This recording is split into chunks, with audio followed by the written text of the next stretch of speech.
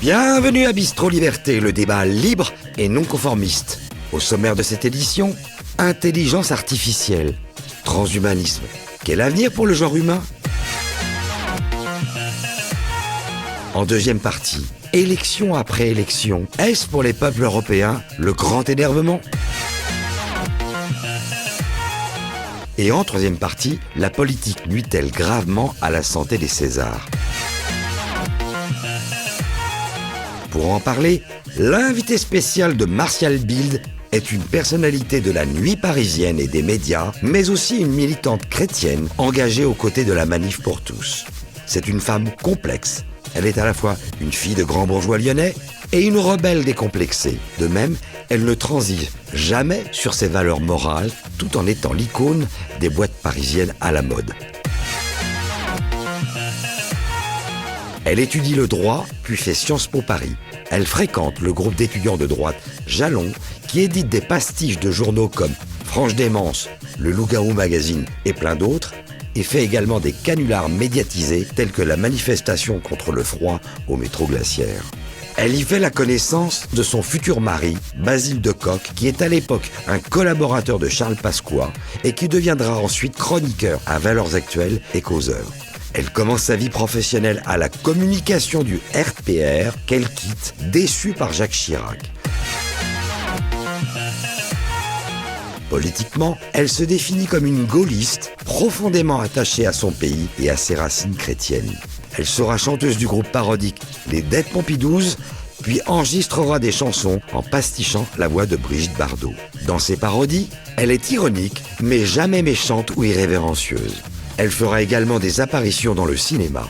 Elle écrira des ouvrages humoristiques à succès, dont J'élève mon mari ou Manuel de survie de la femme moderne. En 2011, elle publie chez Plomb Les Confessions d'une catho branchée, qui relate sa conversion au catholicisme et son apprentissage de la foi. Elle sera chroniqueuse à Europe 1 et chez France 2 avec Ruquier.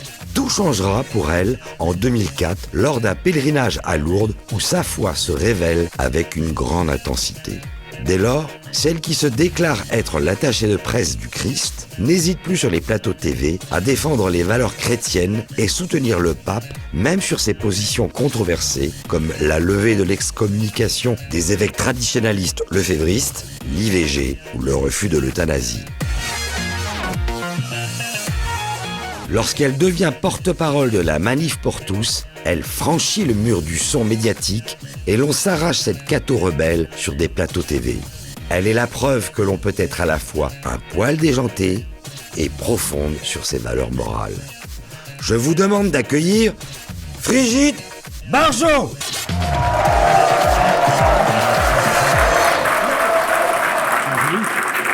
Merci. Merci beaucoup. Bonsoir. Venez.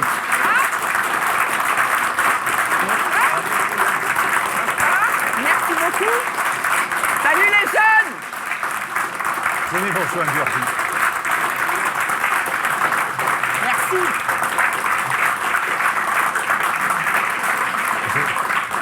Ah bah dites donc, ça faisait longtemps, parce que je suis contente de vous retrouver. Attendez. Ah oui, pardon. Attendez, profitez-en. Vous avez amené votre panier de nourriture, mais nous, on en a, si vous voulez venir. Ah, vous êtes adorable. Non, il n'y a pas que de la nourriture dedans. Hein. D'abord, il y a Jésus. Ah, d'abord, vous voyez, il y a le drapeau acadien. Est-ce que tout le monde le voit? L'Acadie. Très très bien. Oui. Hein, parce que là-bas, le 15 août, c'est toujours la fête nationale. Et puis, il y a Marie, qui est sur le bleu, l'étoile. C'est pas celle du drapeau européen, c'est celle de la France. Et puis, je vous ai apporté 2-3 trucs. Voilà, ce qui est important aujourd'hui. Dans Du foie gras, je sais pas. Non, pas pardon. du tout, pas Non, du tout. Parce que vous m'avez dit qu'on allait parler de transhumanisme. Ouais. Alors, j'ai apporté le dernier numéro d'un nouveau magazine qui s'appelle L'Incorrect, que sans doute vous connaissez ici, oui, je crois. Voilà, nous avons Romaric ou Arnaud Stéphane qui viennent Parce que je trouvais régulièrement qu'il était parfaitement d'actualité et parce qu'on va parler d'un monsieur qui, aujourd'hui... moi, je ne suis pas l'attachée de presse du Christ. On m'a qualifiée. Je ne me suis jamais permise je ne me serais pas permise de dire ça de moi-même, et surtout du Christ. Mais il y a un attaché de presse du robot. et du nouveau Homo Deus qui s'appelle Laurent Alexandre. Et comme il y a une interview de lui dans l'Incorrect, je me suis permis de faire d'une pierre deux coups. Voilà, et j'ai apporté les deux Bibles qui pour moi sont les plus importantes actuellement. Pas du tout. Donc le livre dans lequel vous trouverez tout, la guerre des intelligences, tout est expliqué de ce qui va se passer. C'est pas pour rire, c'est pas de la science-fiction, c'est écrit, vous voyez. Et puis en face, il y a un autre homme qui nous propose un autre chemin que celui de l'Homo Deus, mais celui de l'Homo Pro Deo. Il s'appelle le pape François. Et donc moi, je suis venu avec le pape François quand il parle à la France. Il parle à Dominique Volton, enfin aussi à nous. Voilà. D'accord. Bon. Je suis venu avec ma littérature. Très bien. Donc c'est clair, c'est précis, c'est net. Il y a quelques jours, nous nous sommes croisés lors d'une soirée, mais c'était celle des 5 ans de Boulevard Voltaire. Vous m'avez dit, maintenant, il faut m'appeler Virginie. Frigide, elle est cabossée. Ah ben on passe à une nouvelle séquence. Et c'est difficile de se débarrasser de Virginie, de Frigide Bardot, pardon, pour être Virginie Thélène. Alors, c'est pas du tout compliqué, parce qu'en fait, Frigide Bardot préexistait à aujourd'hui, mais avant Frigide Bardot, il y avait Virginie. Donc en fait, c'est une sorte de processus médiatique qui s'est passé. C'est-à-dire que grâce à mon mari et époux actuel, que je salue ici, j'espère qu'il regardera, Basile, avec le groupe Jalon, j'ai retrouvé certains d'entre des plus fidèles compagnons et camarades de Jalon, ils sont derrière moi. Il m'a baptisé à Jalon à travers Frigide Bardot. Pourquoi ? Parce que ça, on me dit aussi, comment tes parents ont pu t'appeler Frigide Bardot ? Enfin, quand même, quel poids dans la vie. Je dis non, c'est mon mari, et pour la simple et bonne raison que quand on pratique la parodie, quand on pratique l'humour ou le calembour, mais en se moquant de la société qui nous entoure et qui déconne à plein tuyau, on ne va pas se le cacher, eh bien, il faut savoir commencer par se moquer de soi-même. Alors, il m'a demandé en rentrant à Jalon de prendre un pseudo de quelqu'un que j'aimais beaucoup. Alors, à l'époque, effectivement, je commençais à devenir très papolâtre et j'adorais Jean-Paul II. Mais il me dit non, ça ne va pas le faire parce que tu es encore une fille, jusqu'à preuve du contraire. On n'était pas encore rentré dans le transgenre totalement à Jalon. Et donc, il m'a dit, eh bien, il faut trouver une femme. Et je n'en avais pas d'autre qui me venait à l'esprit que Brigitte Bardot, que j'aime depuis très longtemps. Même si nos chemins ont un peu bifurqué, elle fait les bébés phoques et moi je fais les bébés tout court. Je défends l'être humain et elle défend l'animal. Mais enfin, nous défendons la vie naturelle, l'une et l'autre. Et donc, je lui dis, tu vois, Brigitte Bardot, déjà je suis Barjot, donc, eh bien oui, ça c'est certain. Vous connaissez bien déjà ? Comment ? Et vous connaissez bien, donc. En général, les gens s'en aperçoivent très vite. Au premier regard, elle est complètement dingue, donc voilà. Dans le genre, votre mari, pas mal non plus. Qui se ressemble, ça semble. Nous avons mis un peu de temps, mais tout de même. Et donc ensuite, il fallait trouver le prénom. Et vous connaissez l'histoire ? Mais non, racontez-la nous. Non. Ah ben magnifique. Donc en fait, vous avez bien compris, j'étais tombée totalement dingue de Basile, notamment après Le Monstre, où il était quand même capable de diffuser dans Sciences Po, c'est-à-dire dans l'école même de l'État qui met en place, qui détruit toutes les valeurs que nous défendons. Il se moque même du support de l'État qui s'appelle Le Monde, et il écrit Le Monstre avec des jeunes très talentueux qui sont derrière vous. Tony Mozzarella, que je vous demande d'applaudir. Toujours aussi jeune. Nick Talop, Mère Michel, et un jeune qui nous a rejoint plus tard, Janie. Bon, voilà. Et donc, à l'intérieur de Sciences Po, voilà qu'on va se moquer.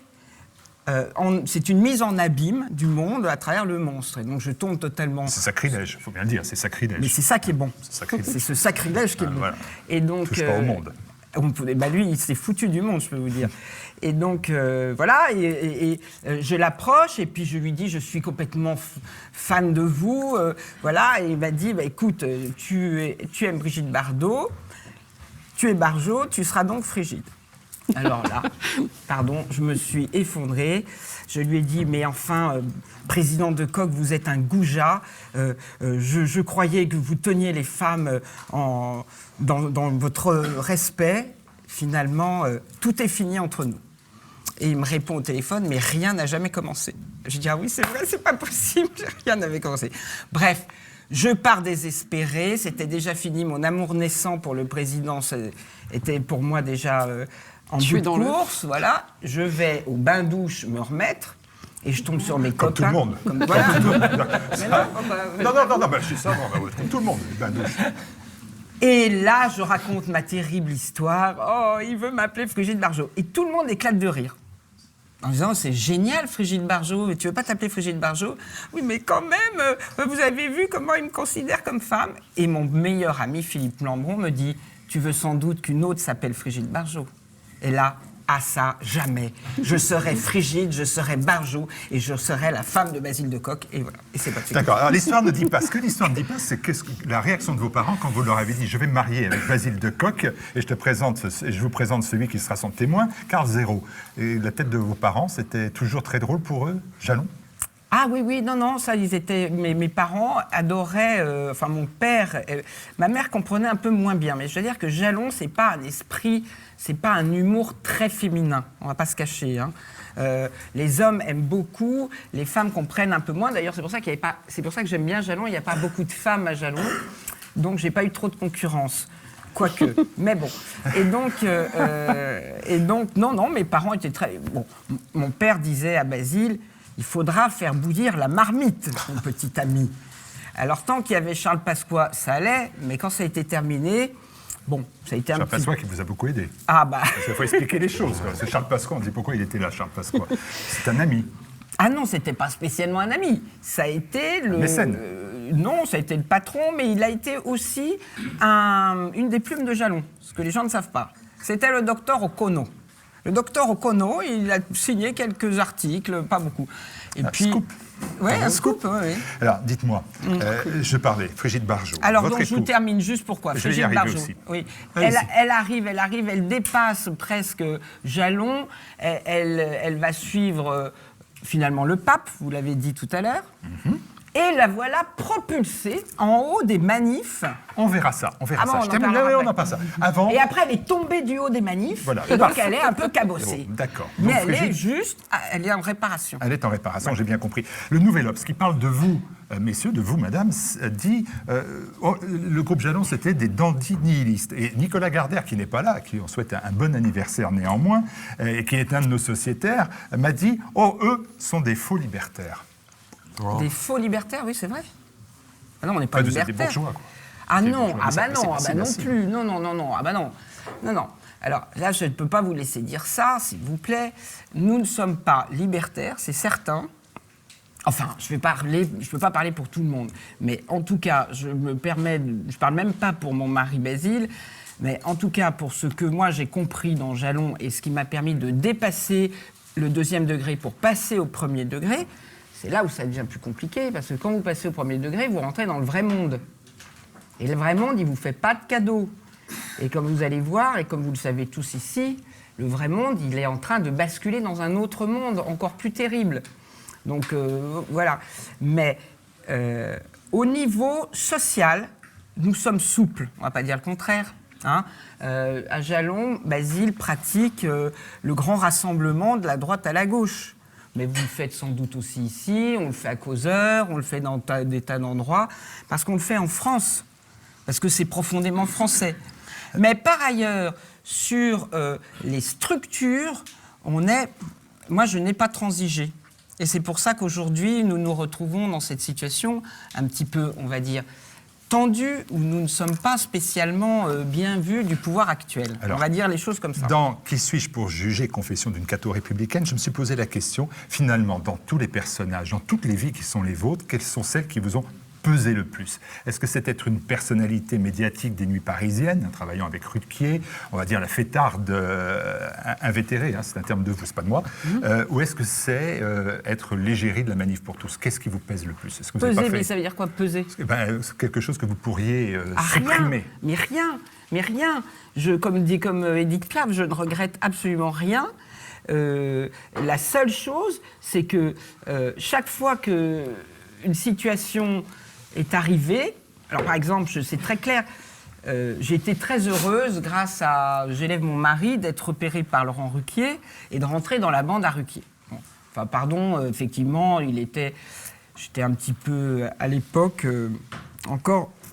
Alors, je pensais que la télévision, c'était un monde merveilleux, où tout le monde s'aimait et où on avait une grande liberté de parole. La télévision, je parle des mass médias, du service public, on va dire. Hein. Enfin, qui n'est plus tellement ni un service ni un public, mais bon, voilà. et donc, j'arrive dans cette... Mais c'était très sympathique. Hein. Et puis alors, surtout, ce qui se passe, c'est que du jour au lendemain, d'abord, vous devenez riche, ce qui est pas désagréable quand vous n'êtes pas spécialement riche, quand on écrit et qu'on écrit de façon un peu décalée, on ne gagne pas... et donc, ça fait plaisir. Et puis surtout, vous avez gagné de l'argent. En plus, vous ne dépensez plus rien, parce que vous êtes reçu partout, dans tous les restos, les hôtels, et vous faites partie de la bande. Au bain, on vous met les bouteilles, c'est top. Enfin voilà, bon. Et puis finalement, on se rend compte que quand on est à l'antenne, on ne peut pas tout à fait dire ce qu'on veut dire. Et notamment quand on arrive en 2003 à cette histoire des jeunes femmes musulmanes qui ont un voile, enfin qui ne veulent pas enlever leur voile à l'école. Et à l'époque, moi, j'étais donc chargée de faire des caméras cachées. Ils avaient repéré ma vis comica, bon, on va dire comme ça, et on me proposait donc de faire des... Vous savez, on vous donne un sujet le matin, vous allez le tourner. Et on raconte n'importe quoi à des gens, puis c'est très rigolo. Bon, voilà, alors il y avait des trucs rigolos. On est rentré quand même à l'Assemblée nationale avec un sosie de Johnny Hallyday dans une berline immense, et puis avec une fausse Bernadette Chirac au nez et à la barbe de Jean-Louis Debré. C'était très amusant, ça.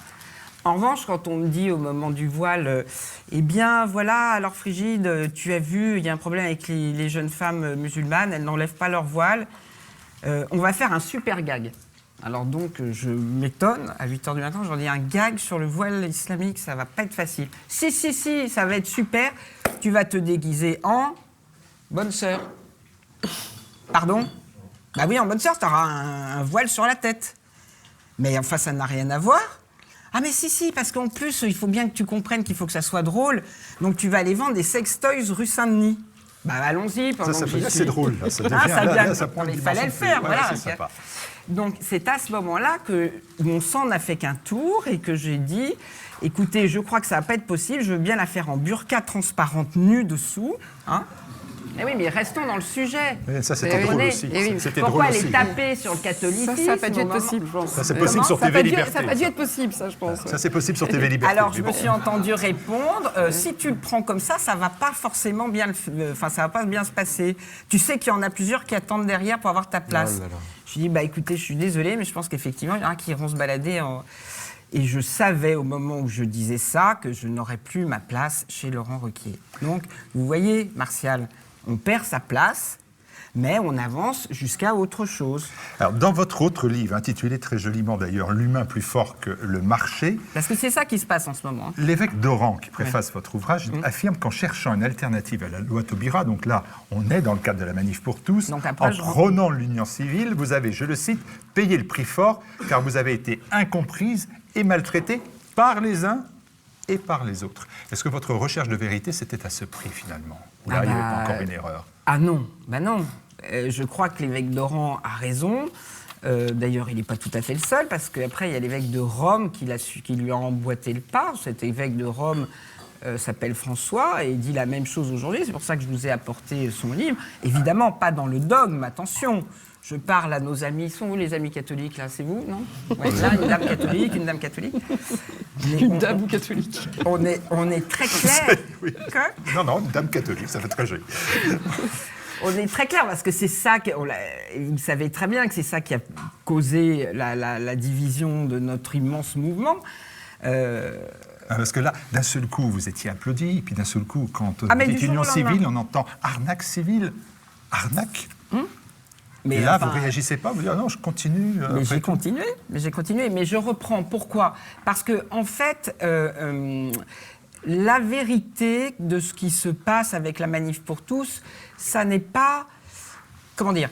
Le peuple ne se braque pas, la population ne se braque pas sur un modèle social qui serait le mariage homme-femme. La population ne veut pas qu'on dise que l'homme et la femme n'existent plus. Et je me souviens avoir commencé la première télévision avec l'accord, alors maintenant on ne va pas se raconter d'histoire non plus, avec l'accord de nos amis des réseaux pro-life avec qui j'étais, avec qui je suis toujours d'ailleurs en relation, même si ça s'est un peu distendu, mais avec Jean-Marie Leméné de la Fondation Le Jeune, avec Ludovine de la Rochère qui est avec Jean-Marie, avec les AFC, et puis avec les évêques. Quand il s'agit de penser à monter le mouvement, mais mes amis, j'y suis allé avec mon union civile sur la la négociation, enfin qui n'était pas une négociation, qui était, mais bien sûr frigide, il n'y a pas de problème. L'homosexualité n'est pas le problème. Le problème, c'est qu'en supprimant la définition du mariage, on supprime le fait que l'enfant est né d'un homme et d'une femme. D'où notre slogan de la manif, nous sommes tous nés d'un homme et d'une femme. Et le peuple disait, bien sûr, tout le monde a le droit de vivre comme il veut, mais l'enfant doit avoir un géniteur, père, et une génitrice, mère. Et ça, c'était depuis la nuit des temps inscrit dans un document qui s'appelle l'acte de naissance. Vous comprenez? Et je leur disais, nous avons une possibilité, et je viendrai, moi, la proposer en temps et en heure, quand vous en serez d'accord. J'ai la possibilité de maintenir cet acte de naissance entre l'homme et la femme dans les couples de même sexe, que nous ne pourrons plus contester. Nous ne pouvons plus les contester. Pourquoi? Eh bien parce qu'aujourd'hui, depuis 1982, on fait des enfants en dehors de l'homme et de la femme. Donc à partir du moment où on n'a plus besoin des corps de l'homme et de la femme, toute personne peut réclamer d'avoir un enfant qu'il fera indépendamment de l'acte de la relation sexuelle. C'est tout. Donc les personnes de même sexe peuvent demander leur mariage, leur mode de reproduction, alors même qu'en fait, nous verrons bien que ce n'est pas eux qui le demandent, c'est beaucoup plus haut le marché mondial qui veut modifier l'être humain. À partir du moment où, et c'est là où il s'est passé ce moment, disruptif, parce que c'est le terme à la mode, c'est la disruption. La disruption s'est jouée le 5 mai à Lyon, avec des banderoles qui sont arrivées, la loi étant votée non à l'union civile. Si vous voulez, c'était comme si le fait de conserver la filiation dans toute forme de famille n'était plus tout à fait porté par le mouvement. Donc qu'est-ce que j'ai fait? Je suis parti. Bon, en même temps, on m'a un peu poussé, mais bon, ils ont un peu crié « casse-toi », machin. Mais je suis partie en disant, si on ne crée pas à côté une structure qui soutient cette filiation dans toutes les formes de famille, dans celle des personnes, du couple homosexuel, on n'aura plus la filiation entre l'homme et la femme. Donc j'ai créé à ce moment-là... L'avenir pour tous. Bravo! Vous avez vu, je suis L'avenir pour tous, vous suivez tout. J'ai vu, vous êtes venu d'ailleurs avec des militants de l'Avenir pour tous, avec Xavier Bongibaud, qui vous suit depuis le départ dans, mais parce cette qu'il a aventure. monté le mouvement en tant qu'homosexuel. Vous savez que Xavier, qui est là, où es-tu Xavier? Que je salue, je vous demande de l'applaudir Voilà, d'ailleurs, il est bravo. de l'autre côté du ciel. De l'autre côté du ciel. Il est en face. Xavier, qui était un militant plutôt, où tu étais UMP, il a lâché Valérie Pécresse. Il est courageux quand même, ce garçon. Hein. Eh bien, pour annoncer sur toutes les télés à Canal qu'il était en fait homosexuel pour défendre le mariage entre l'homme et la femme. Est-ce que ça, c'est pas subversif, Martial? Eh bien, merci. Alors, attendez. Non, mais il faut que je vous pose encore des questions et ça avance. Hein. C'est que ses parents ne le savaient pas et que son grand-père, il s'est étranglé. Vous savez pas qu'il était UMP? Mais non.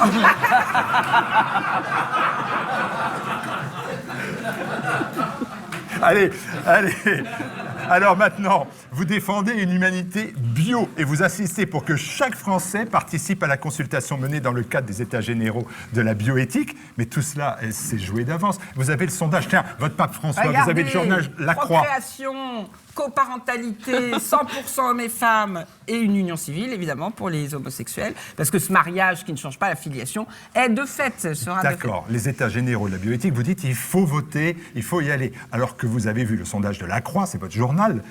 Quoi, c'est mon journal, d'où ça vous sort? soutenez le pape François, vous êtes non, l'avocate de La Croix. Non, ça, vous faites des raccourcis. Vous faites du... Non. Quels sont les raccourcis? Non. Si vous soutenez le pape François, vous soutenez le journal La Croix. Non. D'accord. Non, ça marche pas comme ça. C'est Non, pas compris. trop simple. Enfin bon, le sondage, il est clair dans La Croix, c'est que les Français, ils sont pour cela, ils sont pour Mais ces vous évolutions. plaisantez. Non, mais attendez. je plaisante pas, ce sont les sondages. Oui, c'est ça. C'est du sondage acheté au moment où s'ouvrent les États généraux. Alors là, on va mettre un peu les pieds dans le plat. Hein. Excusez-moi, je ne vais pas être très politiquement correcte, mais je ne suis pas là pour ça. Voilà. Enfin, je ne suis pas ici-bas pour ça.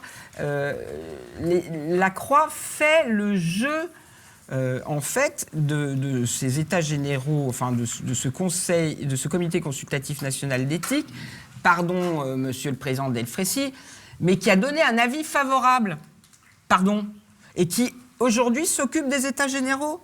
Enfin, il ne faut pas prendre les gens pour... Et en plus, on fait un sondage dans lequel on nous explique qu'ils sont pour la PMA. Mais ils ne sont pas pour la PMA parce qu'ils ne savent pas ce que c'est. Ils ne savent pas qu'en fait, c'est le fait d'aller acheter du produit germinal, du produit des spermatozoïdes et des ovules, alors même que l'enfant ne saura jamais d'où il vient. Et en plus que ces spermatozoïdes, ces ovules, enfin ces gamètes, sont sélectionnés et manipulés génétiquement. Donc, pardon, expliquer ça comme ça aux Français, je vous assure que le sondage n'aura absolument plus la même allure. Donc, c'est simplement de la propagande. Acheter, c'est tout. Voilà, c'est rien d'autre. Et c'est pas. Je vous assure que le pape François, de mon point de vue, n'est pas pour ça. Sinon, il ne m'aurait pas dit allez-y, continuez avec une union qui ne change pas le lien biologique entre un enfant et ses géniteurs. Aujourd'hui, est-ce que vous considérez toujours, comme vous l'avez écrit dans cet ouvrage, que le marché de l'humain est désormais aussi globalisé que le catholicisme est universel? Le marché mondialisé tel Chronos dévore ses enfants engloutis. Vous le voyez bien. Alors ça se voit tous les jours. Enfin, vous voyez bien que aujourd'hui, vous tapez acheter une PMA et vous tombez sur un site qui s'appelle Cryos International où vous pouvez acheter des paillettes qui vont vous être livrées chez vous dans une boîte, comment est-ce qu'on dit, de glace sèche. Hein? Oui, une glace de l'azote. Pas loin, c'est comme une sorte de Tupperware, si. Et voilà, et vous recevez chez vous, je demande à chacun de taper Cryos International, et vous recevez, les dames reçoivent... Alors, c'est pour ça que je suis très étonnée. Pourquoi ouvrir une loi ? Pourquoi ouvrir une loi? C'est-à-dire que chacun aura le droit d'aller demander partout à obtenir une insémination, enfin, de quoi avoir un enfant. On peut déjà le faire depuis 30 ans. Donc, c'est pas compliqué, vous recevez le truc, vous le mettez à décongeler au micro-ondes, les paillettes, mais bien sûr, au micro-ondes, vous installez, vous avez le mode d'emploi avec, vous vous installez confortablement, mesdames, et puis vous avez une petite pipette, enfin, comme pour mettre vos gouttes de je sais pas quoi, de Prozac dans votre verre, vous le mettez ailleurs, et puis après, vous déclarez la naissance. Ah, mais vous prenez aussi un test d'ovulation pour être sûr que vous avez bien ovulé. Martial, n'oubliez pas votre test d'ovulation. Parce que sinon, vous n'allez pas être bien. Merci beaucoup. Voilà. Et après, vous déclarez. Mais le problème, c'est que ça, pourquoi personne ne nous le dit depuis 20 ans? Pourquoi personne ne nous dit que ce marché, il est déjà là, il est déjà ouvert? Alors, ce que je dis en une minute. En une minute, c'est qu'il y a une autre entité, donc ça c'est Internet. Internet, il est là, vous avez tous vos portables, vous avez tous, donc on y est tous sur Internet. Donc on nourrit tous ce grand marché. Amazon Jeff Bezos, est devenu la première fortune, le premier milliardaire qui a dépassé 100 milliards au monde. Et il détruit la grande récré en France parce qu'on va acheter, moi la première, enfin plus maintenant parce que ça me fait un peu mal au ventre, mais on va acheter nos cadeaux pour nos enfants par Amazon. Donc on nourrit Internet, on nourrit les grandes plateformes.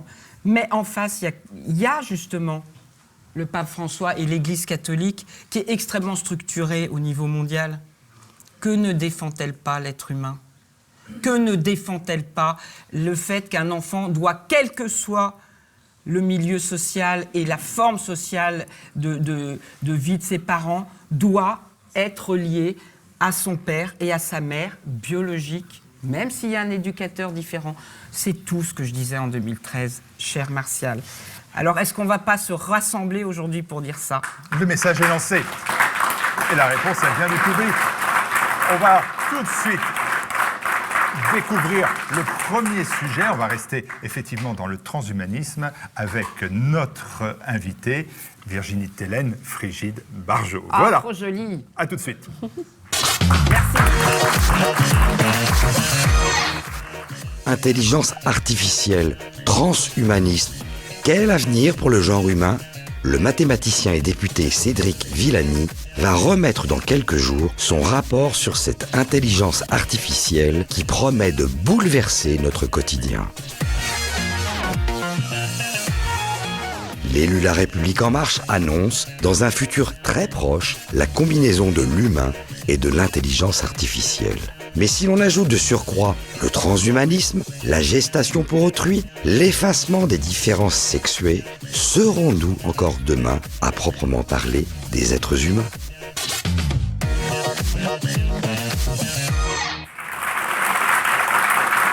Virginie,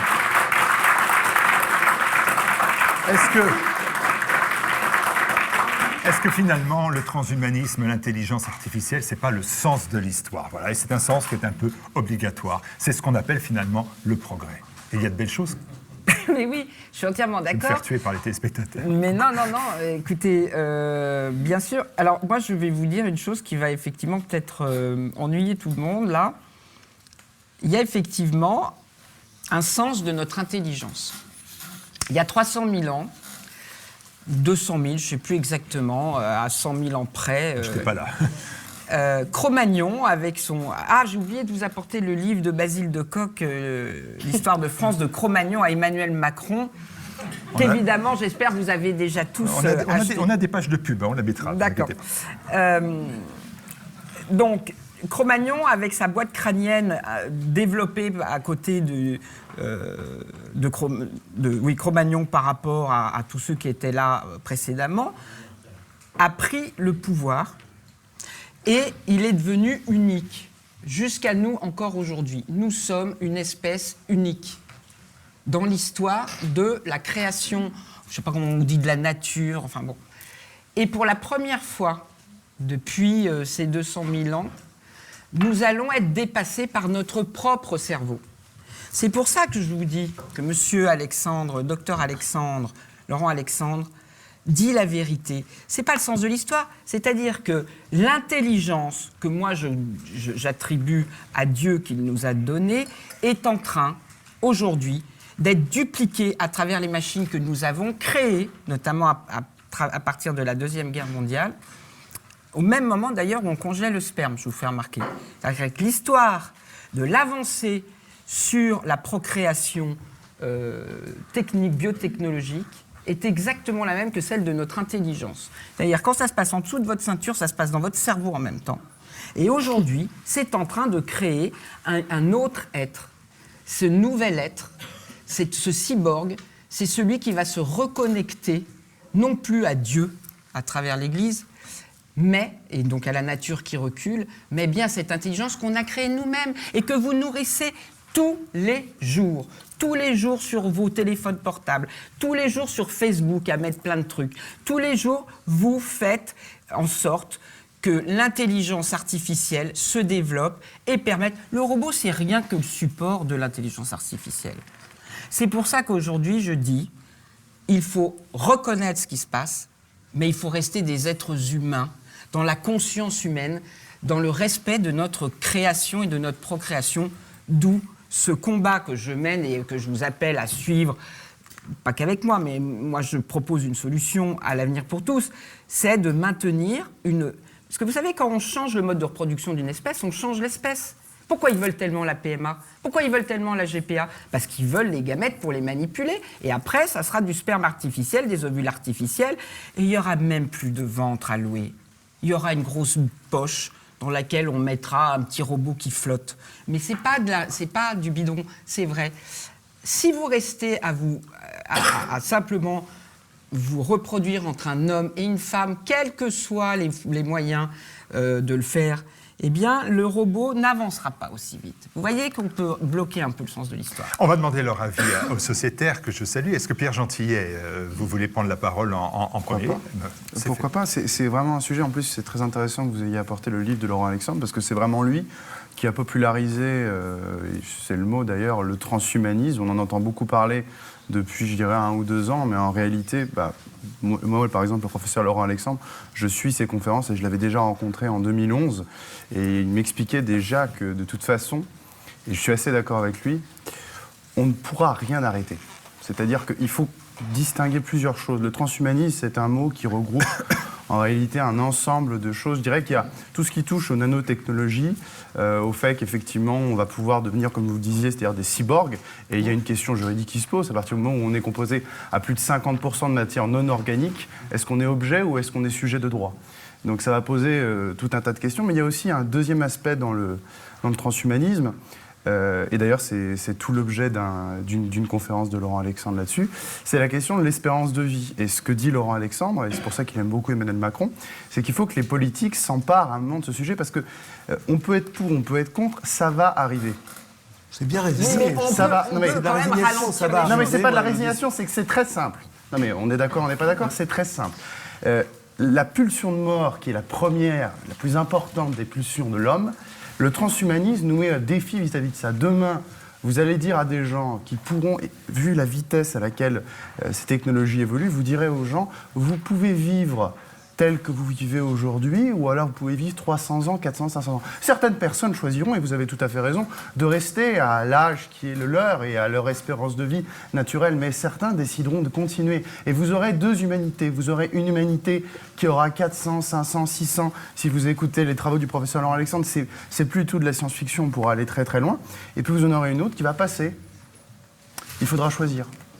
Alors, Olivier François, puisque vous avez interpellé Pierre Gentillet. J'aimerais défendre notre sœur orgueilleuse, la mort.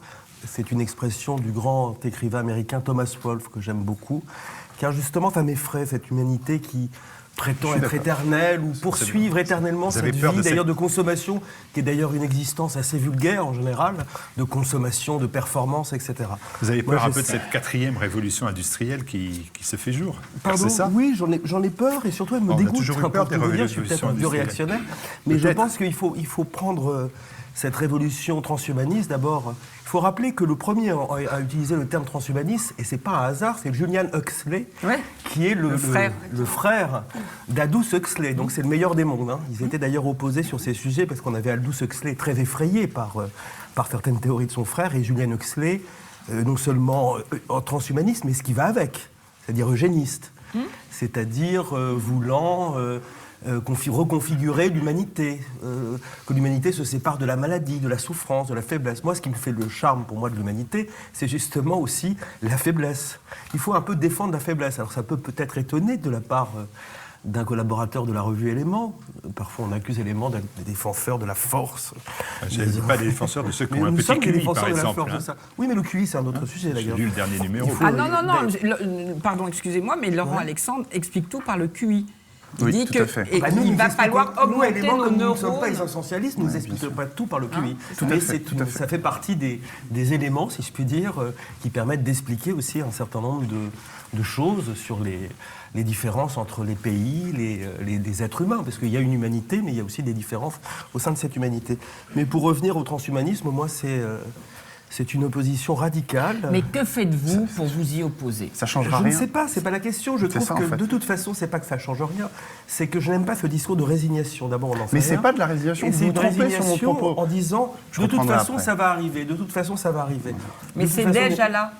C'est déjà là. C'est mais déjà bien là. sûr, bien sûr. C'est-à-dire Mais que je pense quand vous postez quoi que ce soit d'éléments sur Facebook, Je ou sais. sur- vous Et je sais nourrissez des liens de Google la- avec les idéologies transhumanistes. Voilà. Pour la première fois en janvier, l'intelligence artificielle de Google a produit elle-même une intelligence artificielle la plus importante, plus forte que celle qu'on avait créée. Voilà. C'est exponentiel.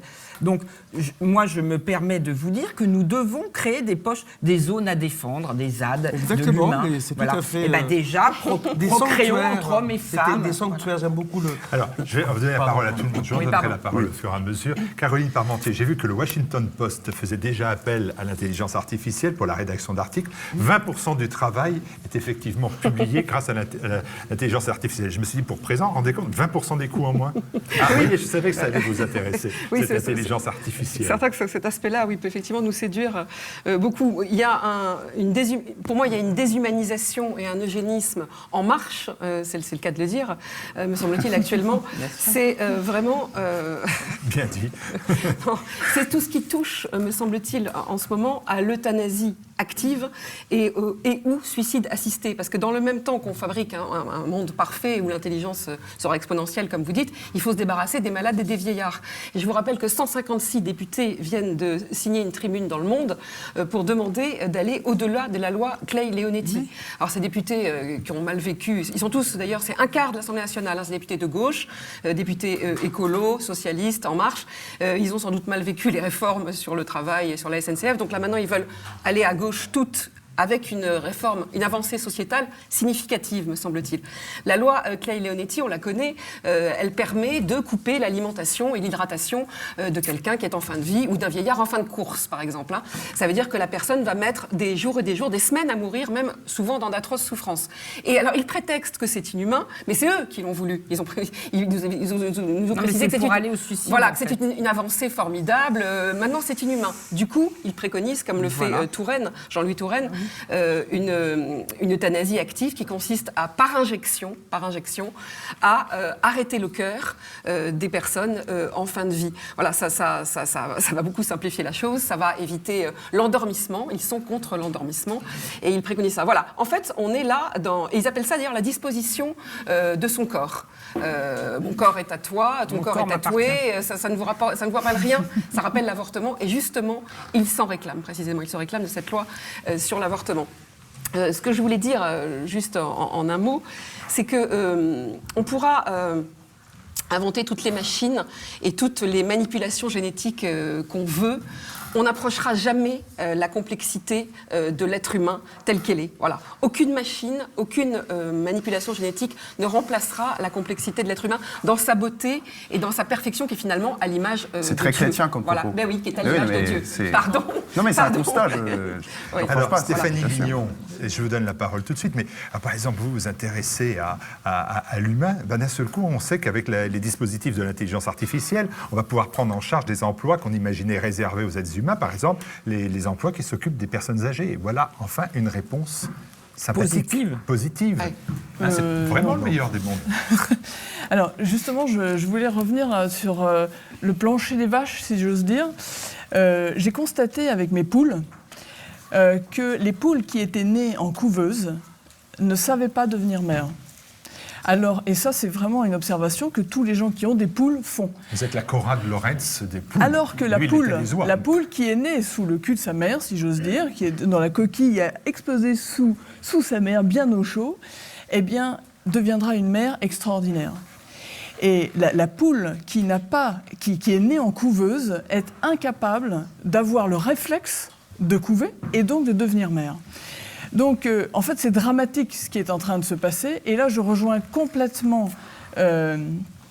Caroline Parmentier, parce qu'au-delà de cet exemple, qui est donc de l'animal, qui a pour vocation, effectivement, par son instinct de survie, de se reproduire. Mais nous, grâce à Dieu, comme me disait une amie il y a quelques instants, nous ne sommes pas nous avons cette liberté qui nous a été donnée. Et la vraie question, c'est que fait-on de cette liberté ? Alors, est-ce que c'est une liberté qu'on va mettre au service d'une intelligence qui va à terme nous asservir ? Ou est-ce qu'on met cette liberté à travailler sur ce petit supplément d'âme absolument nécessaire plus on progresse technologiquement ? Il nous a servi déjà. Et qui nous a servi déjà. Mais pourquoi ? Parce que vous observerez que plus nous progressons techniquement et plus nous oublions que nous avons une âme. Et tout le problème est là, en fait. C'est qu'un être humain, c'est un corps et c'est une âme. Et là où je rejoins Caroline Parmentier, c'est que la machine n'aura jamais d'âme parce que c'est Dieu qui crée l'âme. Personne d'autre. Personne d'autre, et même pas l'homme et la femme. L'homme et la femme ne sont que les co-créateurs, mais qui crée l'âme, c'est Dieu. Donc, je rigole quand je vois ce transhumanisme. Je ris jaune, mais là où je trouve que ça devient très intéressant, c'est que ce transhumanisme est une arme contre l'humanité au sens large et universel, et qu'à travers ce combat, on va voir s'unir des peuples que peut-être jamais on n'aurait imaginé s'unir. Parce qu'il s'agit de survie de l'humanité en tant que corps, âme et esprit. Et je crois qu'on va assister à des choses extraordinaires de survie. C'est justement un mot, parce que je dois donner la parole à Daoud. Vraiment une remarque très courte. Ce qui est intéressant dans ce que dit Stéphanie, c'est que justement, on va y avoir une union, c'est vrai, peut-être des pays qui seront favorables au transhumanisme. Encore une fois, ce terme, il est très, très flou et très vaste, mais bon, on aura compris. Mais qui sont les pays aujourd'hui qui sont le plus favorables justement à ces évolutions ? La Chine, les États-Unis, demain, enfin je ne sais pas, peut-être l'Inde. Donc en fait, tous les pays forts. Et nous, les pays faibles, enfin en tout cas, on est plutôt sur une pente en Europe, et je ne parle même pas des autres pays, eh bien nous, on essaie d'être les bioconservateurs, comme dit Laurent Alexandre, et on essaie de résister. Mais les autres pays qui montent, eux, ils sont favorables. C'est ça qui nous fait réfléchir. Les pays qui montent au sens financier, économique du terme. Oui, c'est ça la puissance. Mais, enfin, non. Et demain, avec le transhumanisme, justement, avec un seul enfant. Exactement. C'est peut-être exactement l'outil de l'homme. C'est des enfers, c'est bienvenu avec Ataka. Mais si vous voulez, ça n'empêche que c'est la puissance. 3 femmes sur le plateau. Caroline. Non, Stéphanie. Stéphanie. C'est les deux princesses de Caroline, Monaco. c'est joli aussi. Voilà, exactement. Un mot. Les bioconservateurs, moi je préférais même les humains, si vous voulez. Je ne suis pas conservatrice, je suis humaine. Nous sommes humains. Il faudrait qu'ils s'entendent. Or, votre grand mouvement de l'humanité était dans la rue en 2013. Oui, j'en faisais partie, oui. Eh bien voilà, il va bien falloir le reconstruire. Et aujourd'hui, malheureusement, comme dit le professeur Testard, qui connaît bien le problème, puisqu'il a créé la première FIV avec Amandine, eh bien, il n'y a pas de barrière bioéthique. Personne n'est là pour défendre cette humanité. Pardon. Absolument, ça n'est pas l'Église catholique, ça n'est pas le Conseil. Les barrières éthiques sont très floues. Bien sûr. Il faut créer une barrière éthique. Et cette barrière éthique, il faut se rassembler dessus. Ce qui n'empêchera pas l'intelligence artificielle d'avancer, mais ce qui permettra de la mettre un petit peu plus. Non mais Virginie, il faut bloquer tout la PMA. Existe. Voilà. Mais bien sûr. Mais absolument. Mais on va s'entendre là-dessus parce que ça va être une question de survie de l'humanité, comme j'ai donné l'exemple de mes poules qui sont incapables de se... Voilà. Mais je voulais quand même vous dire, juste pour information, c'est que l'Église catholique comporte, si on le veut bien, toutes les règles et toute la liberté nécessaire à la vie. Elle est faite pour ça. Mais par contre, quand j'ai voulu participer au cortège de la manifestation pour tous, qui avait en tête de cortège Marianne, c'est-à-dire notre bourreau en quelque sorte, et moi on m'a éjecté de la manif pour tous parce que j'avais l'étendard de Sainte Marguerite Marie à la coque. Bah alors, qu'est-ce qu'on veut? C'est un scandale. C'est un scandale. On va me dire, c'était toi, Frigide. C'est un scandale permanent. On ne peut pas gagner avec Marianne et sans Sainte Marguerite Marie. Allez, Daoud. Il faut virer Marianne et garder Sainte Marguerite. Il faut virer personne. Vous êtes journaliste. Marianne, on se dit. C'était la journée de la femme hier, je rappelle. Donc, voilà. Tout est dit. L'intelligence artificielle pourrait bientôt dépasser le journaliste. J'ai pensé à vous. Oui. Je me suis dit que la machine, elle coûte finalement moins cher que l'homme. Elle travaille mieux, puis elle râle moins. C'est exactement. Alors, je vais tâcher d'être un peu concret, puisque j'avais travaillé sur le sujet il y a quelques mois. Je m'en souviens. Alors, donc, si on peut résumer le transhumanisme, c'est un mot un peu valise qui en fait désigne 4 révolutions qui n'en font qu'un, des révolutions qui sont cumulatives et simultanées, à la fois la nanotechnologie, c'est-à-dire l'étude de l'infiniment petit, les biotechnologies, c'est-à-dire l'ADN, l'informatique et le cognitif, c'est-à-dire les sciences du cerveau. Alors vous avez des applications concrètes, déjà certaines qui paraissent très sympathiques, par exemple la Clinatech. Dans un laboratoire à Grenoble, on fabrique des exosquelettes pour les grands handicapés, les grands paralysés qui pourraient les faire avancer. Voilà, c'est le fameux Lève-toi et marche qui pourrait devenir une utopie concrète. Et vous en avez d'autres déjà beaucoup plus ambitieuses et qui ouvrent la voie déjà peut-être vers le post-humain. Par exemple, à Philadelphie, il y a un hôpital pour enfants qui a créé un utérus artificiel qui pour l'instant ne sert qu'aux agneaux grands prématurés. Et pour les agneaux de moins de 24 semaines, qui leur permet de créer une couveuse extra-utérine pour les faire survivre. Vous avez un projet européen aussi de manipulation des cellules souches qui pourrait, en injectant des millions et des millions de cellules souches, qui pourrait guérir des lésions du cœur. Et d'ailleurs, pour un petit peu apporter de l'eau à ton moulin, il se trouve que l'Iran, qui n'est pas connu pour être un parangon du progressisme, investit beaucoup plus que la France dans les cellules souches. Ah bah tiens. Là où je voulais en venir, c'est que la révolution qui vient, qui sera anthropologique, contrairement aux révolutions du XXe siècle, sera probablement irréversible si on n'arrive pas à l'arrêter. C'est-à-dire que la révolution russe, au bout de 75 ans, on peut la réviser. La révolution du transhumanisme, c'est impossible si on arrive au point de la singularité, c'est-à-dire dès lors que l'intelligence artificielle dépasse l'intelligence humaine. On va vers un risque de fusion robot-machine. Pardon, Daoud, oui. je te coupe une seconde. Est-ce que tu peux nous donner la date quand même qui est prévue? Je sais pas, c'est 2050, mais voilà. Ouais, c'est 2045. Google qui table là-dessus. On est en 2020, donc voilà. C'est dans 25 voilà. ans. Et en fait, ce qu'il y a d'intéressant, c'est qu'on assistera peut-être au divorce entre le progrès et l'égalité, non seulement entre les gens qui vivront d'abord 120 ans, puis beaucoup plus, et ceux qui refuseront, qui finalement se résigneront à leur condition de pauvres mortels. Et on ira aussi, alors ce qui est drôle et ce qui va peut-être en contenter, en amuser certains, c'est que demain, les gueules cassées du progrès technique, ça sera plus seulement les ouvriers, ça sera peut-être les journalistes, les médecins, les avocats, etc. Tout un tas. Et finalement, l'homme sera peut-être robotisé et le robot aspirera au statut d'homme. Parce qu'il y a des utopies aussi. Certains voudraient implanter les puces dans le cerveau pour ne plus jamais être déprimés, ne plus jamais avoir C'est pas une utopie du tout. Oui, enfin...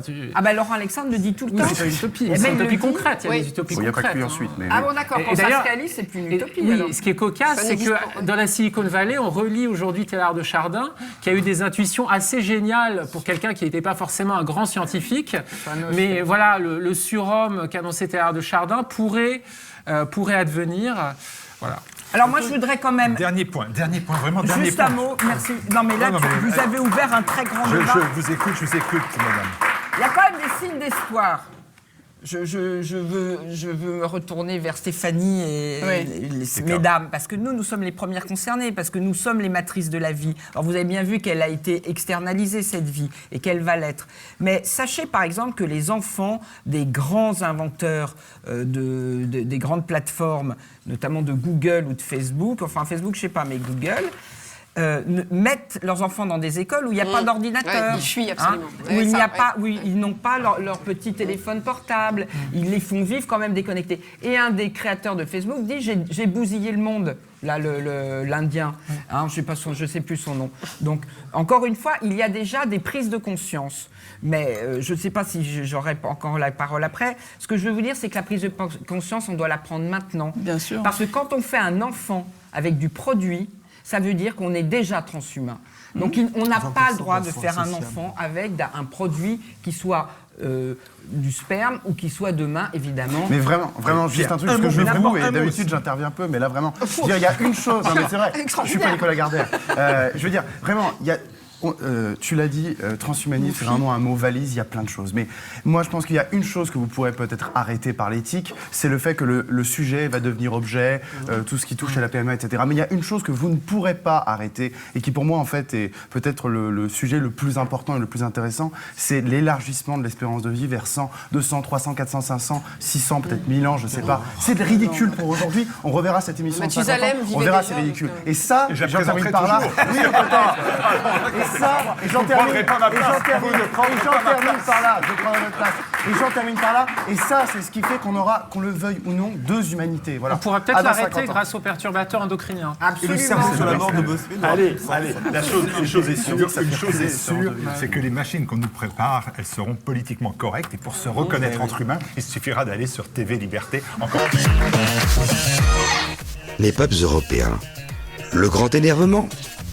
Les scrutins électoraux se suivent et se ressemblent à travers toute l'Europe. Ils aboutissent à des majorités introuvables, à une poussée des formations populistes et à la progression des partis patriotes ou nationalistes.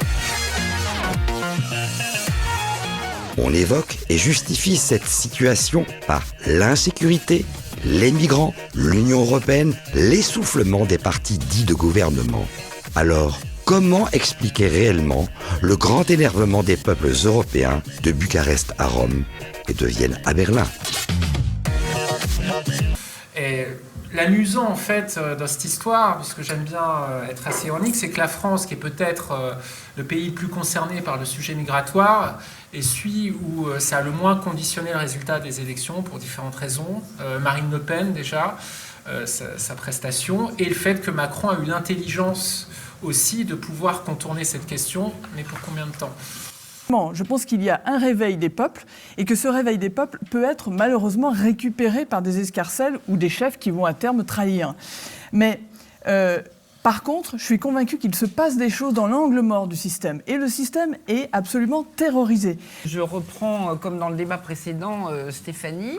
Je pense que nous le connaissons, cet ennemi. Absolument. Mais bien sûr que nous le connaissons. En tout cas, c'est le même que vous venez de décrire quand vous dites on attaque la personne, l'être humain, l'être bio. Pardon. Le premier des pouvoirs, c'est le pouvoir de la vie, de donner et de contrôler la vie. Pendant on va dire dans les années jusqu'à la Deuxième Guerre mondiale, la vie appartenait au biologique. Et il y avait des cercles de vie qui étaient construits autour, c'était le biotope de l'être humain, la famille, l'homme et la femme, la famille, la nation. Vous avez raison, le pouvoir venait sous la monarchie de Dieu, elle se transmettait, enfin le pouvoir se transmettait, on a décapité, on l'a passé au peuple, mais il y avait toujours, en tout cas incarnation. En France, c'est archétypal du pouvoir naturel. On a eu jusqu'au général de Gaulle, le général de Gaulle. Maintenant, après la Deuxième Guerre mondiale, on a détruit la nation parce que les techniques prennent le pas sur la vie et les passent à ceux qui ont aujourd'hui, on en a reparlé tout à l'heure, le pouvoir de la nouvelle vie dupliquée. Mais, mes amis, les organismes internationaux imposent une nouvelle loi qui est la loi de ne plus être des êtres humains, hommes et femmes. Et ceux qui sont placés à la tête du pouvoir, c'est ceux qui sont à la tête du marché. C'est tout. Mais exactement. Celui qui vient de gagner 100 milliards de dollars vous dirige, mais Amazon détruit des emplois tous les jours. Et qu'est-ce que c'est que le transhumanisme si ce n'est un outil d'asservissement? Voilà. Et donc les peuples aujourd'hui... On est revenu au premier débat, donc. Non, parce que c'est exactement ils sont liés complètement. Et ce joue que les peuples sont en train de secouer intuitivement. Mais les peuples ne sont pas coordonnés, chère Belle. Nous avons essayé de c'est nous très coordonner. Mais c'est très bien que ce soit pas coordonné. Mais c'est très bien que ce soit pas coordonné. Il faut laisser à la vie. Mais bien sûr que si. Pierre Gentil, c'est extraordinaire que ce soit pas coordonné. Pierre, tout très Ça important, veut dire que c'est que la résistance n'est pas coordonnée, mais les maîtres non plus. Mais oui, c'est ça. Voilà. Alors, mais attends, la vie est chaotique. Pardon. Exactement, ça faut l'admettre. Attends, je veux juste terminer. Le bas n'est pas coordonné, le haut non plus. Pierre. Par contre, il ne faut pas se laisser récupérer. Pas tous en même temps. Oui. Voilà. Je suis désolée, il y a une loi aujourd'hui qui pousse le pouvoir de façon absolument, incompressible. C'est la loi du profit. Voilà. La loi du marché marche avec la croissance et le profit, et c'est inextinguible. Nous, notre loi, ça s'appelle notre conscience, et aujourd'hui, nous ne les coordonnons pas. Donc, tant qu'on n'aura pas mis... Bien sûr. Mais en même temps, on perd le pouvoir si on prend la... Parce que allez-vous colter le marché mondial, vous allez voir comme c'est facile. Moi, je l'ai pris en pleine tête. J'ai été décapité pour ça, du haut des manifs, et avec, effectivement, des gens qui se sont coordonnés pour cela. Mais quand le Christ chasse les marchands du temple, il se prend le marché en pleine tête. Oui, enfin, absolument. Toutes choses égales d'ailleurs. Absolument. Pas chose égale. Stéphanie, il faut vraiment que je donne la parole à Pierre Gentillet. Non, qui vous est avez là, raison, vous c'est la voyez, base. C'est la base. C'est la base. Il faut en donner à la base. Je trépigne. La politique nuit-elle gravement à la santé des Césars ? La fête annuelle du cinéma en France, c'est aussi le cas aux États-Unis avec les Oscars, devient chaque année un peu plus le tremplin de toutes les revendications communautaristes du moment. Est-ce que l'intrusion toujours plus massive de la politique et de l'idéologie nuit gravement aux Césars ? Ou cette cérémonie est-elle le porte-voix salvateur des luttes et des causes nécessaires de notre société ? Les Césars, ça a quand même aussi du bon, parce qu'ils ont distingué 2 films absolument remarquables. Alors là, c'est aussi de population en souffrance, comme on dit maintenant. Voilà. Autrefois, le héros était le héros. Maintenant, le héros, c'est celui qui souffre. Il y a ceux qui souffrent pour de vrai, sont les paysans. Et le film Petit Paysan, qui est un chef-d'œuvre. Oui, mais qui a eu très peu. À faire un film à suspense sur un pauvre petit paysan qui vit célibataire, qui traite de misère sentimentale, voire sexuelle terrible. L'amour est dans le prix, et il se bat pour... Avec le merveilleux Eddie Mitchell, d'ailleurs. Il a eu 2 Césars. 2 Césars, ce qui est pas mal. Je veux défendre un peu ce film. Il y a une énergie dans ce film et c'est plutôt bien réalisé. Donc même si c'est un film assez pourri, sur le fond, mais la forme est pas mal. Mais c'est effectivement le problème. Il y a un buzz autour du film, on ne sait même pas s'il est bon ou mauvais. Ouais. Donc vous nous prouvez que les Césars sont une émission politique. C'est ça que vous nous avez dit. Oui. Et j'ajouterais moi mais bien sûr, pardon encore d'être un peu centré sur mon sujet, mais je crois que c'est le sujet. En 2013, quand nous avions fait... parce que le vrai sujet, c'est le bouleversement de notre humanité. Et on se sert des lobbies, et on se sert d'une micro-communauté, qui est la communauté homosexuelle que je connais très bien. D'ailleurs, à ce titre-là, peut-être que ce film surexploité abîme quelque chose de très grave. C'est les gens qui sont morts du sida. Et moi, j'ai perdu mon meilleur ami du sida en 1995. Il est tombé malade en 1983. Donc n'oubliez pas que c'est aussi des mouvements qui se sont levés parce qu'il y avait des gens qui mouraient tout de même. Donc ça, je voudrais qu'on le redise. La deuxième chose aujourd'hui, c'est l'exploitation qui est faite de cet activisme. Et j'en connais un autre pour l'avoir pratiqué d'une certaine façon. Vous avez un activisme LGBT, il y a un activisme catholique ultra aussi. Même si il a moins pignon sur rue. Attendez, la différence. Attendez, moi je sais que si il peut, écoutez, il demande, il peut provoquer. J'ai jamais vu des militants catholiques aller jeter du sang sur les gens. Il peut provoquer. Des faux mariages. Que certains s'enchaînaient, empêchaient les avortements, etc. Bon, mais c'est pas ce que je veux dire. Ce que je veux dire aujourd'hui, c'est que l'activisme qui sert la cause qui va gagner. Évidemment, vous le voyez partout. Et celui qui descend dans la rue et qui n'a effectivement pas été violent, nous n'avons pas été violents, nous. Malheureusement. Non, pas malheureusement. Je suis très fier qu'on n'ait pas été violents. Mais je pense que vous avez été un peu bourgeois de ça. C'est un autre débat. Mais non, mais c'est le débat aussi. Mais nous n'avons pas accès de la même façon au débat, aux médias. Je voulais juste rappeler qu'en 2013, au moment des manifs du mariage, qui n'est que l'ouverture vers ce changement de vie, de la vie naturelle à la vie artificielle, dont on se sert des minorités et on écrase la démocratie pour cela, eh bien, c'est Conchita Wurst qui a gagné l'Eurovision. Ça n'était pas un hasard, mes amis. Et évidemment. Ici, Act Up, on fait un film sur Act Up, et c'est la vie d'Adèle qui avait remporté la Palme d'Or. Voilà, et tous les sujets viennent. Et pendant ce temps, écoutez-moi bien, il est ouvert depuis le 12 février. La cérémonie a eu lieu là le 4 mars.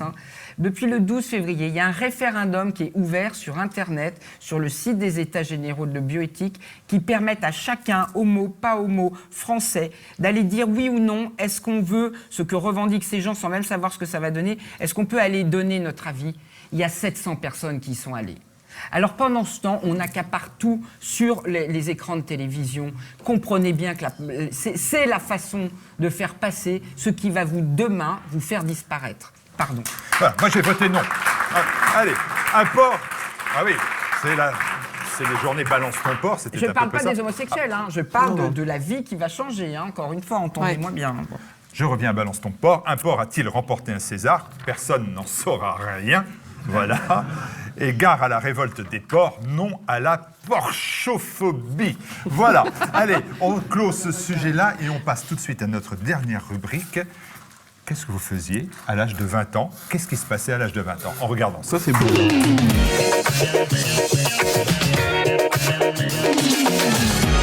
Quand on a 20 ans, on refait le monde, les événements vous forgent une opinion et vous marquent à jamais. En 1982, quand vous aviez 20 ans, Virginie, l'année commençait par une performance médicale. Je veux parler de la naissance d'Amandine. Amandine, c'est le premier bébé français conçu in vitro, plus communément appelé bébé éprouvette. Cette prouesse sortait de l'impasse et du cauchemar les couples stériles. 30 ans plus tard, Amandine, à son tour, mit au monde de manière naturelle une petite fille prénommée Ava. Le 21 juin se déroulait la première fête de la musique. On en attribue, par erreur, la paternité à Jack Lang. Je dis par erreur car l'idée vient du musicien américain Joel Cohen qui travaillait alors pour Radio France. Son projet a été réalisé 6 ans plus tôt, le 21 juin 1976, à Toulouse. Il portait alors le nom de Saturnale de la musique. Aujourd'hui, la fête de la musique est célébrée dans plus de 100 pays. En 1982, le concept de musique en liberté était dans l'air du temps, mais l'État reprenait d'une main ce qu'il avait accordé de l'autre un an plus tôt.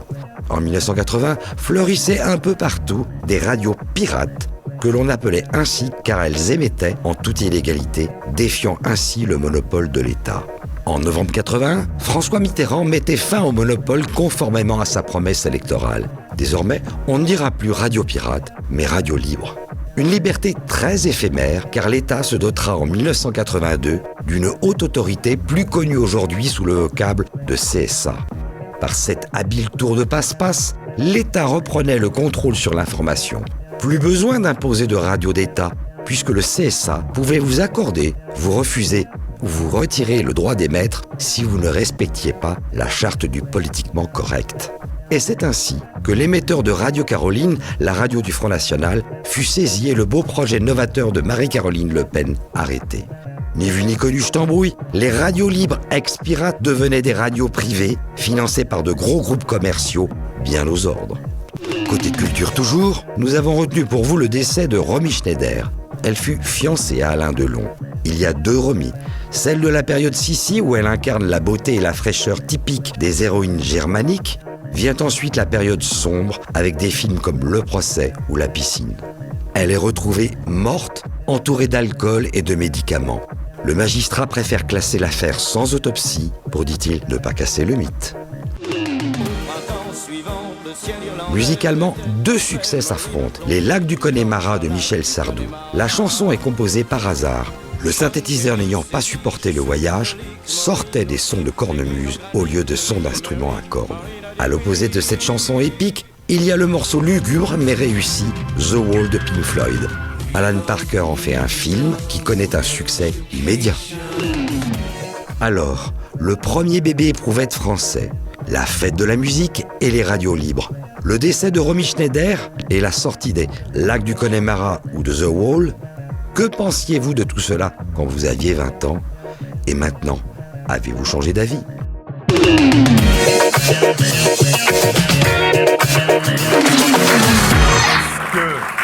Qu'est-ce que vous faisiez à 20 ans? Vous étiez où? Qu'est-ce que vous faisiez à 20 ans?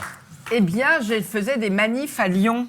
Déjà des manifs. En 1982, j'étais dans une fac de droit qui est à Lyon 3. Et très bien. que certains connaissent peut-être ici, c'est une fac de gauche. Et nous battions contre la loi Savary, imaginez-vous. Et déjà, on mettait des gens dans la rue, et on a terminé aux Invalides. Et évidemment, une fois de plus, un mouvement populaire et étudiant a été totalement écrabouillé par le pouvoir de François Mitterrand à l'époque.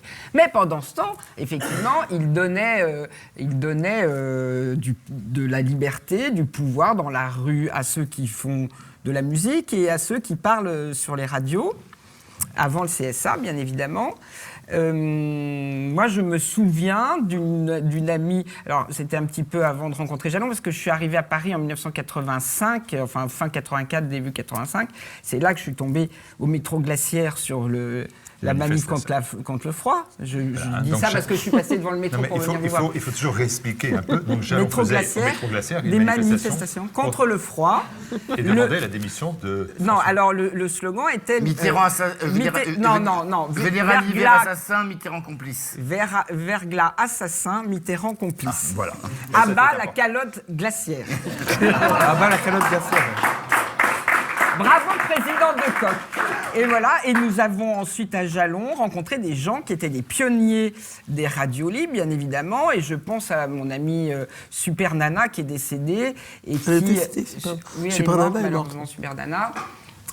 Qui animait alors de façon extrêmement libre Carbone 14 avec Jean-Yves Lafesse. Vous savez, c'était la fameuse radio où on s'envoyait en l'air... Le soir. Oui. Le soir sur la radio. Voilà. Sur la radio. La voix du lézard aussi.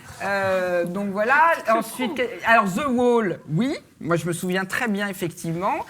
C'est plus Pink Floyd que Sardou. Non, pas du tout. Sardou aussi, mais c'était très... On faisait... Je vous raconte vraiment, ça fait la guerre, hein, mais nous faisions donc nos manifs la journée et le soir, nous faisions des soirées pour financer les manifs. Et c'était Mais c'était vraiment une des musiques qu'aimaient bien nos amis de droite de l'époque, et on mettait The Wall et tout le monde repartait le lendemain jusqu'à ce que ça explose lamentablement. Enfin bon, bref, voilà, un peu comme les autres manifs, bon. Un peu comme tout. Et un peu comme tout en ce comme moment. toutes les manifs. Voilà. Et puis quoi d'autre ? 1982, le bébé éprouvette. Alors ça, c'est très intéressant. Parce que Amandine. On a parlé d'Amandine. Amandine, c'est deux choses. C'est Amandine. À partir du moment où on peut se reproduire sans un homme, que les corps n'ont plus besoin de fusionner, et qu'on féconde en dehors, la vie va disparaître, va migrer de l'être humain. D'accord, Virginie. Il va y avoir des millions de personnes qui vont se dire qu'on peut avoir des enfants alors qu'on ne pouvait plus les avoir. Enfin, mais je suis entièrement d'accord avec ça. Attention, ne me faites pas dire ce que je n'ai pas dit. Non, mais je vous le dis quand même. Je dis qu'en 1982, c'est ce qu'on appelle la FIV homologue. Ce qui est homologue, c'est qu'on prend les gamètes des parents pour faire l'enfant, et l'enfant sera l'enfant des deux parents, même si la fécondation a eu lieu à l'extérieur. Il n'y a aucun problème pour ça. D'accord. Il n'y a aucun problème. Parfait. Pardon, en 1994, c'est-à-dire 12 ans plus tard, on va décider qu'on va prendre des gamètes qui ne sont pas homologues. Est-ce que vous comprenez que c'est là que la vie commence à basculer dans la post-humanité, dans le transhumanisme ? Et c'est exactement le sujet qui nous occupe aujourd'hui, cher Martial, car... Autant on le faisait pour encore des personnes qui étaient stériles biologiquement, mais déjà là, je pense qu'il y a quelque chose qui est le ver dans le fruit. Mais maintenant, on va le donner à toute personne qui va le demander. Alors, on va commencer par les femmes, bien sûr, parce que c'est elles qui vont pouvoir aller demander du sperme anonyme. Mais pardon, dans la foulée, il y aura les hommes, puisque chacun pourra se reproduire individuellement avec... des semences anonymisées. Parce que j'ai le droit. Voilà. Comment ? Oui. Au fond, c'est mais toujours pardon, le droit. Vous reparliez, et là je fais le lien parce que vous faites en fait des sujets qui sont extrêmement liés les uns aux autres. Mais c'est César avec le petit ruban et balance ton porc. Mais pardon, c'est pareil. Il faut que les femmes puissent faire des enfants seules.